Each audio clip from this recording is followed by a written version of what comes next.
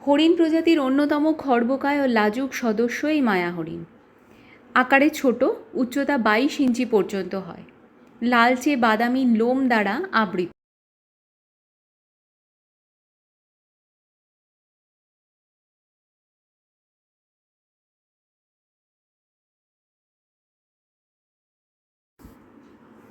হরিণ প্রজাতির অন্যতম খর্বকায় ও লাজুক সদস্য এই মায়া হরিণ। আকারে ছোট, উচ্চতা 22 ইঞ্চি পর্যন্ত হয়, লালচে বাদামি লোম দ্বারা আবৃত, তবে স্থান ও ঋতুভেদে লোমের রং পরিবর্তিত হয়। পুরুষ হরিণের উপরের চোয়ালের ছেদনদন্ত খুব বড়, প্রায় 1 ইঞ্চি, এবং দূর থেকে তা স্পষ্টভাবে দেখা যায়। আত্মরক্ষার্থে এরা এই সদন্ত ব্যবহার করে। পুরুষ হরিণের একজোড়া 1 থেকে 2 ইঞ্চি লম্বা শিং থাকে। শিংয়ে 2 থেকে 3টি শাখা থাকে। এরা মূলত একলা চলাফেরা করে। ঘাস, লতাপাতা ছাড়াও পাখির ডিম, এমনকি ক্ষুদ্র স্তন্যপায়ী প্রাণীও মায়া হরিণের খাদ্য।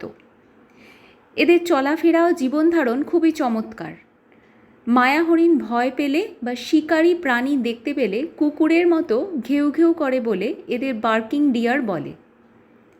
দক্ষিণ ও দক্ষিণ পূর্ব এশিয়ার বিশাল অংশ জুড়ে মায়া হরিণ দেখা যায়। কাজিরাঙা জাতীয় উদ্যানে এই প্রজাতিটি একটি উল্লেখযোগ্য প্রাণী।